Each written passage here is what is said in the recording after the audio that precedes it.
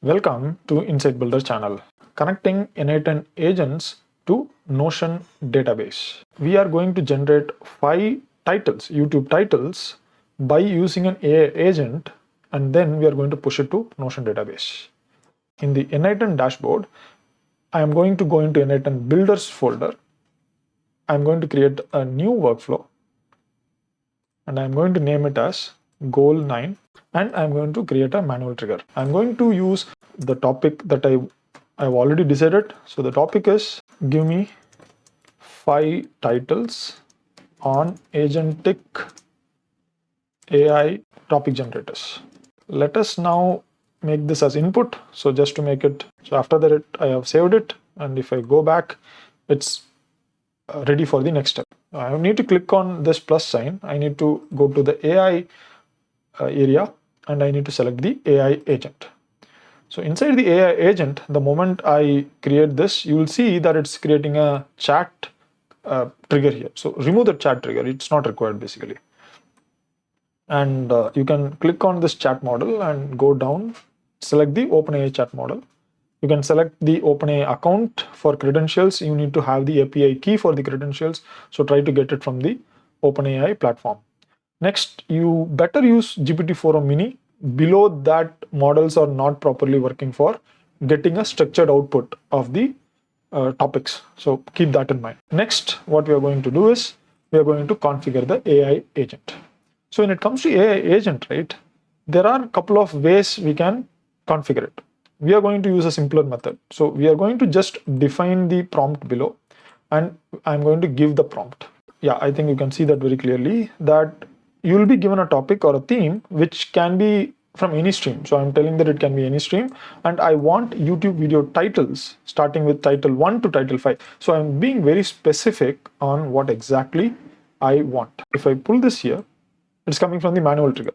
So if I pull this here, you can see that the input is ready. I need to give this require specific output format. So click on that require specific output format, and as of now you're not seeing anything, right? Go out, you'll see there is a output parser here.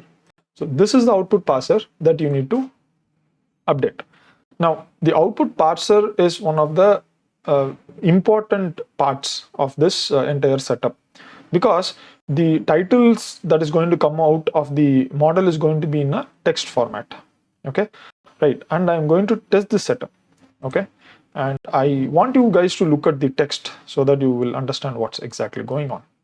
Now here you see that I have got the output, but it is in a text format. It's not having any kind of JSON or any kind of structure to this. So if I click on table, you see it's a single table. If I click on schema, you see it's just output and text, right? Let me connect the output parser, click on the output parser again, and then I'm going to use this formatter. This format that you see here, you can see, let me expand it. You can see it's having a type object, and it is having various properties. These properties are the output that we are going to expect from the model. So here I am going to expect 5 titles. So title 1 to title 5, which I specifically told to the agent, right? Why I am telling the agent that I want title 1 to title 5 is so that the output parser can take that data and use it. Or else what will happen, output parser will pass everything in a different fashion. So that's the point. And you can use the define below option. So that's very important. The output parser has been fixed. And now I'm going to click on test step, and you will see that I get 5 titles as output. So you can see that the output has been shown to me as 5 titles. That is happening because I have connected the output parser here, right? So it's as simple as that. But the next step is we have to use these titles one by one, and we have to push it to Notion database, right? To do that, we need to use the code node.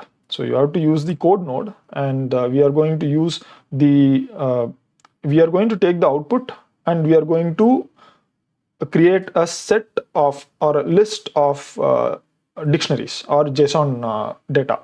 Here you see the entire code that I've already written for you guys. I'm taking all the inputs from the from this input side, and that syntax is input $input.all.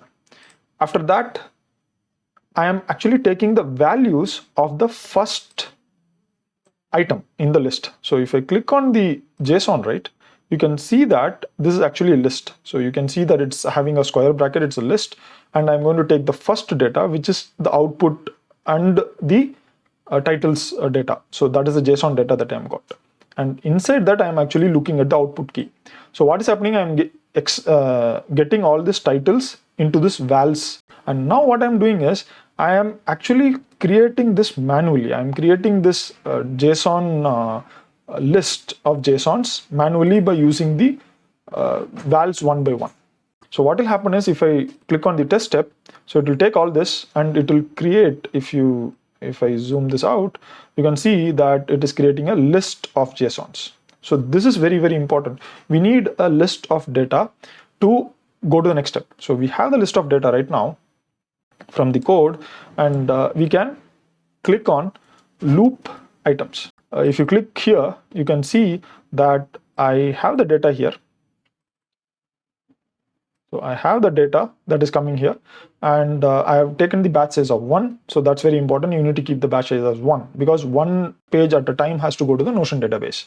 And you click on this loop hand. So you need to take the loop path and click on this and select a type Notion. So it will open the various actions. Here we need to work on create database page. So click on create database page, and that's going to open a node for you. Give the credentials of your Notion API keys, and you need to use the Notion resources database. The operation should be create, and from list should be the database that is already connected to the integration. So if I go to this database, this is going to be the database. And if I go to this ellipsis, and if you go to this connection, it should be connected to the integration like this. So this is the integration that I am connecting. Now I have done the process, but the main point is I need to have the title here, right? I need to get the title from the input. Okay, so if I click on execute inputs, so now you see it's actually taking the data from the earlier step, correct? So I need to just pull it from there and put it here. You can see that JSON data is coming in and the title is also getting updated. So it's as simple as that, guys. Understanding this in a more intuitive fashion by looking at how the data is moving is very, very important. Okay, we are almost there. So if we go back, we are almost there. So we have the Notion node ready, and you need to connect the loop back. So once the page goes to the once the data goes to the Notion database, it has to loop back to the loop over items, and it has to say that it is done. Okay, that's very important. So if I click on this right now, so here it has to take the data, it is putting here, and if I click on test step, let me move this aside, and you can see the output, it is coming out. So, and this has been placed in the Notion database right now. So if you go here, you can see the output has been updated. The same thing that you see in this area has been updated there, right? We have done it for one step.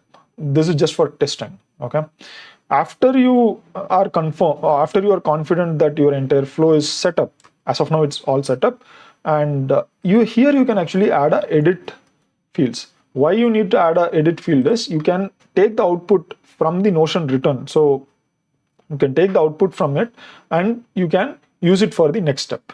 The output that we are talking about is this output. So you see this output. So this ID, URL, name, you can actually use it for further downstream work. That's very important. So you need to have an edit field here. And once I execute this loop, you will understand what I mean to say. Now, again, I'm going to just open it. I'm going to say, give me 5 titles on agentic AI topic generator. This is the title that I'm asking. And I'm going to test workflow. So the moment I test the workflow, let me zoom in. So the agent has completed its work. It just took a second, and you can see that it is actually looping over the items one by one. And the important point is, after it has completed everything, the edit fields actually has all the data. This is the crucial part, guys. Edit field has got all the data here, and you can, pull these things and you can use it for the next step.